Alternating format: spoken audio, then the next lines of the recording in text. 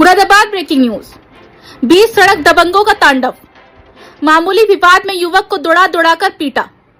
मुरादाबाद के थाना गलशही क्षेत्र में दबंगों का कहर देखने को मिला। मामूली विवाद ने अचानक हिंसक रूप ले लिया, जहां कुछ दबंगों ने एक युवक को बीच सड़क पर दौड़ाकर बेरहमी से पीट दिया। घटना का वीडियो आसपास मौजूद लोगों ने अपने मोबाइल में कैद कर लिया, जो अब सोशल मीडिया पर तेजी से वायरल हो रहा है। बताया जा रहा है कि विवाद बेहद छोटी बात को लेकर शुरू हुआ था, लेकिन देखते ही देखते मामला मारपीट में बदल गया। घटना के बाद इलाके में दहशत का माहौल है। वहीं पुलिस मामले की जांच में जुट गई है और आरोपियों की तलाश जारी है। मुरादाबाद से मोहम्मद इकराम की रिपोर्ट।